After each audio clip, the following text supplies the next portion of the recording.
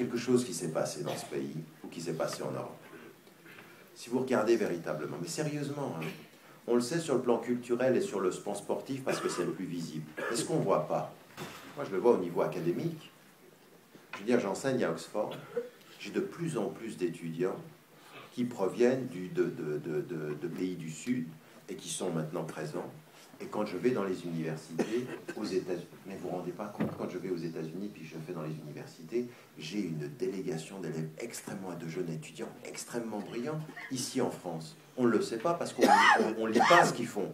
Mais des thèses, des masters, de plus en plus. Donc on est en train de monter le niveau intellectuel, d'asseoir une assise de présence et de plus. Vous n'avez pas remarqué, moi quand je regardais récemment, je passais en France et je regardais une de vos chaînes télévisées, et quand le présentateur renvoie à qui a fait le petit clip ou le petit, très souvent il y a des noms d'arabes qui sont en train de se normaliser. Donc il y a une présence qui est en train de se normaliser de plus en plus. Des fois ils ont des problèmes de prononciation, mais ça se normalise. Il faut se rendre compte que ça, il faut qu'on continue ce travail-là. Mais qu'il faut qu'on il faut pas normaliser simplement la présence de l'Algérien devenu français, du Marocain devenu français, mais la présence du musulman qui s'assume, qui n'a pas de problème avec ça. Donc il faut vous assumer. Mais ne faites pas, s'il vous plaît, ne tombez pas dans le piège. Vous êtes tombé dans le piège du populisme si vous concevez que votre visibilité, elle n'est que par votre différence. Alors, si vous portez un foulard, si vous portez une barbe et si vous avez une couleur comme la mienne, qui n'est pas tout à fait le français de souche tel qu'il s'auto-perçoit, d'accord? Si on est comme ça, ne tombez pas dans le piège de la perception de l'autre. C'est-à-dire, lui, il va vous coller l'étiquette de la visibilité de la différence. Vous ajoutez à assumez votre différence. Moi, j'ai aucun problème quand je dis aux gens, mais attendez, je suis égyptien d'origine et je l'assume, ma langue première c'est l'arabe et je l'assume. J'ajoute à l'arabe le français, je ne soustrais pas l'arabe au français pour paraître plus français.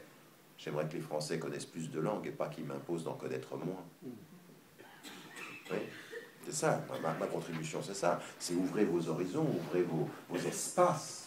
Oui. Donc tout ça c'est important. Et c'est aussi important de pouvoir le dire ici, dire attendez, mais vous savez, même le Maroc, c'est pas le Marrakech qui devient touristique, c'est aussi Fès qui reste traditionnel, il faut aussi aller là-bas. Et dans d'autres lieux. Vous voyez, l'Égypte, c'est pas les pyramides, c'est aussi d'autres lieux dans lesquels il faut... Vous voyez ce que je veux dire? C'est à nous aussi d'apporter dans ce discours-là une dimension qui est une dimension d'enrichissement linguistique. Donc assumer la visibilité de sa différence, mais y ajouter la visibilité de sa contribution. Voilà ce qu'on ajoute, voilà ce qu'on apporte. De la langue, de l'esthétique, vous voyez tout ça. Ça, c'est votre job.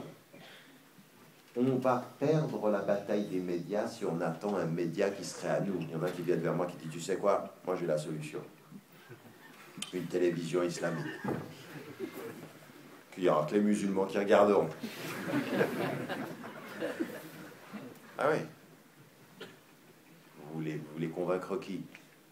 C'est pas en créant. Bien sûr, c'est bien d'avoir une... Moi, je suis pour. Moi, je suis pour tous les moyens d'information qu'on pourra multiplier, je suis pour. Mais c'est pas multiplier pour s'isoler. Il faut être là dans le... Vous savez, moi, aujourd'hui, je le dis souvent, partout où je vais en France, les salles sont pleines. Pourquoi? En fait, vous croyez c'est simplement les musulmans qui se connaissent? Il y en a énormément qui me connaissent par la télévision. La télévision, d'être dans le mainstream, d'être là où il faut être, c'est-à-dire dans le paysage médiatique des gens, d'être entendu. Là, par exemple, je venais en train, là, j'ai fait 12 heures de train aujourd'hui. Dans le train qui m'amenait à Lyon, il y en a un qui me regarde comme ça, il est dans la publicité, il me regarde et me dit, je vous ai déjà vu quelque part. Alors moi, je ne vais pas lui dire, je le regarde, je souris, il me dit peut-être. Et on est resté 2h30 ensemble. Pendant 45 minutes, il me regarde. En train de savoir où il m'a vu. Et puis à un moment donné, moi j'avais du chocolat que ma maman, Hafizullah, elle m'a donné. Je lui dis, vous aimez le chocolat suisse? Il me dit, ah ouais, j'aime bien le chocolat suisse. Je lui donne le chocolat suisse. Il me dit, ah ben, il voulait prendre un bout. Je lui dis, non, vous pouvez prendre la plaque. Il me regarde comme ça, il me dit, vous êtes sympa, vous. Mais je vous ai déjà vu quelque part. Comme ça, on était dans ce dialogue-là. Et je le laissais. Et quand je lui, à un moment, il me dit, je peux vous poser une question? Je dis oui, allez-y. Il me dit, c'est comment votre nom? Là, c'était la clé. Et je lui dis, c'est Tariq Ramadan. Il me dit, quoi? Alors, et là, je l'ai vu défiler dans ses yeux, dans sa tête, je le vois, tout le négatif, quoi. Et à un moment donné, il me dit, mais vous êtes sympa. Comme ça.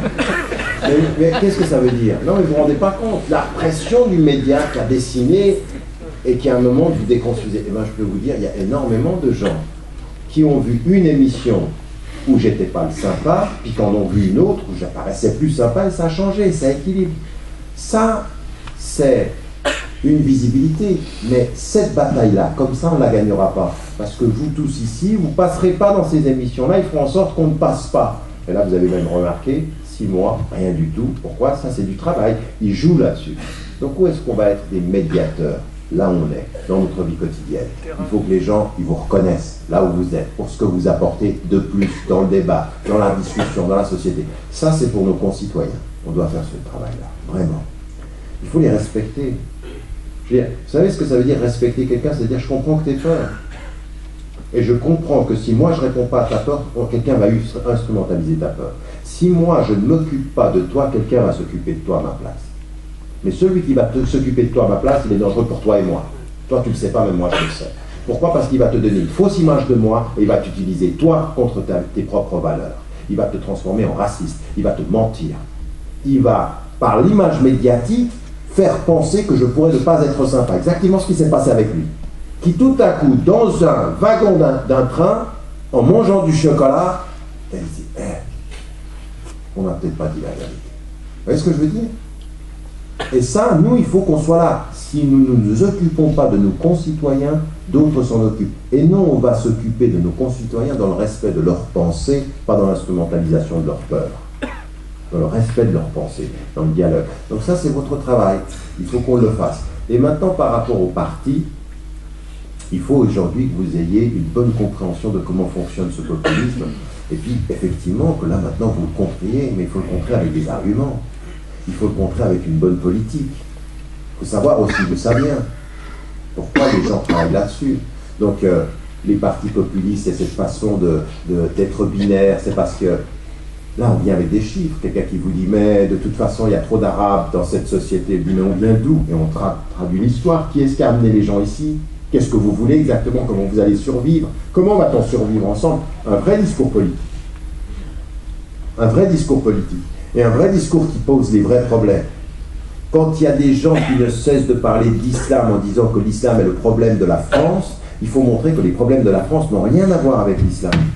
Vous voyez ce que je veux dire? Il faut changer le centre de gravité. Arrêtez tout le temps. Il faut que les musulmans arrêtent tout le temps de parler d'islam. Vous comprenez ce que je suis en train de dire? Il faut que vous cessiez de tout le temps parler de l'islam. On veut des musulmans, soit qui disparaissent complètement, c'est le bon musulman, et l'autre musulman qu'on veut, c'est celui qui parle que de ça. Alors lui, c'est le mauvais. Vous comprenez ce que je veux dire? On veut 2 musulmans. Un, on ne veut pas te voir. Toi, t'es bien. Ça, c'est Made in Caroline Forest. Disparaît, on ne veut rien voir. Et l'autre musulman, pour montrer que lui, c'est un intégriste, on veut qu'il ne parle que de ça. Et nous, malheureusement, on tombe dans ce piège-là. Parce qu'on est tellement complexé, on veut montrer qu'on est des musulmans fiers, et on va parler que de ça. Non. Un musulman, un Français de confession musulmane qui parle autre chose que de l'islam. Vous voyez ça? Et qui dit aux gens politiques, attendez, asseyez-vous, on va parler maintenant des vrais problèmes de ce pays. Des problèmes politiques, de votre relation à l'histoire, de vos mémoires, de l'école, de nos relations en dictature. On va parler de tout ça, mais pas uniquement musulmans qui parlent de l'islam. Mais nous, on va contrer. Donc faites attention à cette vision binaire qu'on attend de vous et sortez de là. Et soyez capables de discuter avec les politiques. Et ça commence où? Avec votre maire. Ça commence avec vos autorités politiques locales. Il faut faire travailler les gens. Il faut faire travailler les gens pour qu'ils comprennent mieux qui vous êtes.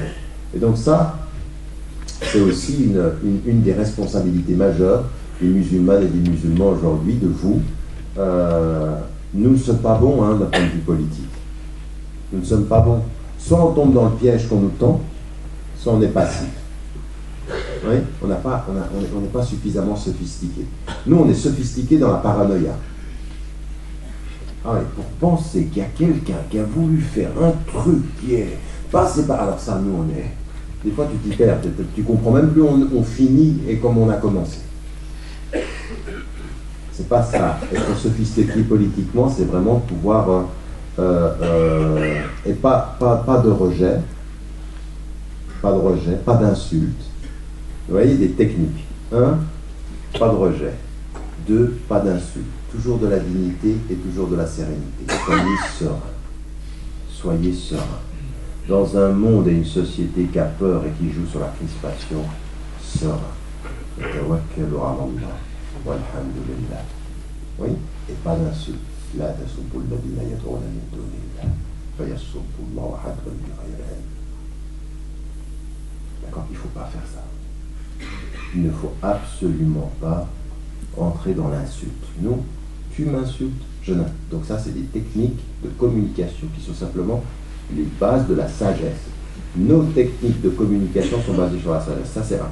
Puis 2, ensuite, être capable de confronter ces politiques. Et dernière chose que j'aimerais dire. Le populisme, c'est un danger pour toute la France, pour toute l'Europe. Nous ne sommes pas seuls. Nous ne sommes pas seuls, c'est pas vrai. Il y a plein de concitoyens qui ont envie de travailler avec nous ou qui ont les mêmes pensées que nous, mais ils ne nous connaissent pas. Ils ne pensent pas qu'on pense comme eux. Et ils ne pensent pas à la force que nous pouvons représenter si nous sommes une force, effectivement. Donc il ne faut pas qu'on pense simplement musulmans entre musulmans. Il faut que nous établissions avec d'autres personnes des alliances.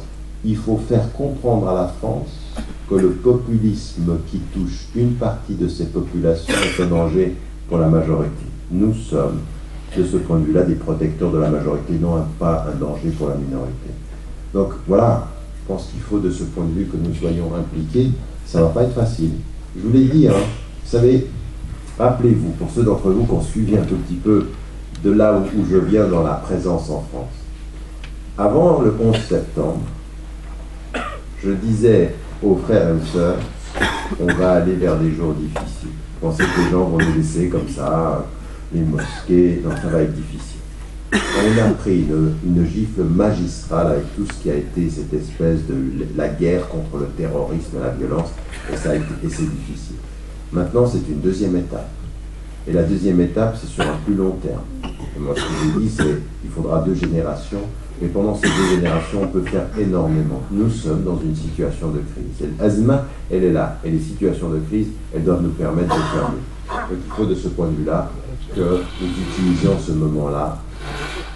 Nous sommes dans une situation difficile. Ça va être difficile. Il va falloir à des moments donnés, il va y avoir des moments donnés de tension. Il va peut-être même y avoir des moments donnés de violence. Il faut que nous refusions cette violence. Il faut que nous dépassions la tension. Il faut avoir le souffle très très long, mais il ne faut pas démissionner. De la sérénité sans démission. Ça, c'est ce qu'on attend des musulmans et des musulmans. Serein. On avance comme ça. On dit Bismillah ar-Rahman ar-Rahim. On est à l'intérieur, on sait où on va. Au bout du compte, il n'y a qu'une seule question à vous poser. Est-ce que vous savez où vous allez? C'est ça la vraie question. Parce que si les gens faites attention, savoir où l'on va. Et alors quand on sait où l'on va, on comprend une chose que je dis toujours. Vous avez en face de vous des gens, quand ils savent que vous savez où vous allez, ils veulent vous distraire. C'est ce que j'appelle la distraction stratégique. Ils vous créent des problèmes sur la route. Vous devez garder votre voie. Sérénité, calme, détermination, mais engagement aussi. Et Inch'Allah, c'est notre voie. Assalamu alaikum wa rahmatullah.